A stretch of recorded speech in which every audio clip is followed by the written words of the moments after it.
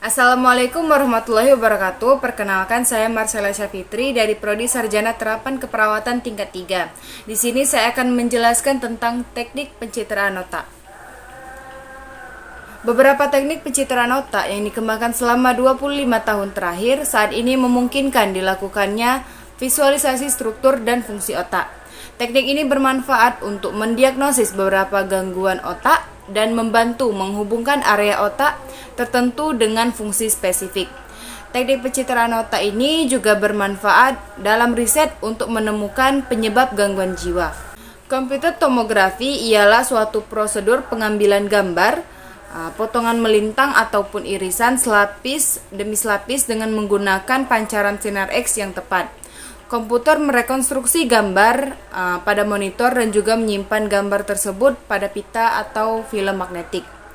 CT scan dapat memvisualisasikan jaringan lunak otak dan juga digunakan untuk mendiagnosis tumor, efusi, dan metastatis, serta untuk menentukan ukuran ventrikel otak. Individu yang menjalani CT scan harus berbaring tanpa bergerak di atas meja periksa selama sekitar 20-40 menit ketika meja periksa dimasukkan ke dalam lubang dan sinar X serial dilakukan.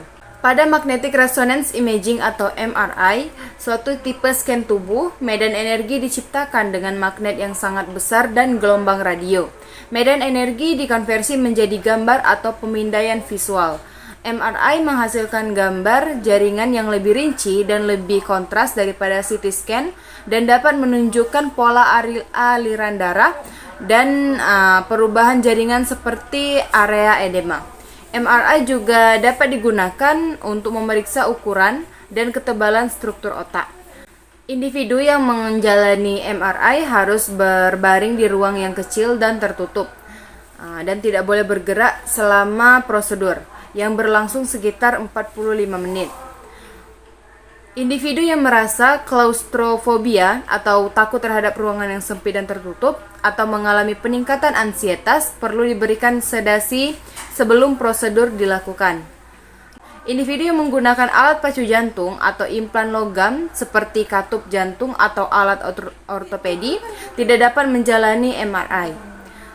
Teknik pencitraan yang lebih maju seperti positron emission tomography atau PET, positron emission tomography atau PET dan single photon emission computed tomography atau SPECT juga digunakan untuk memeriksa fungsi otak. Zat radioaktif disuntikkan ke dalam darah dan aliran zat tersebut di dalam otak dipantau ketika klien melakukan aktivitas kognitif yang diinstruksikan oleh operator.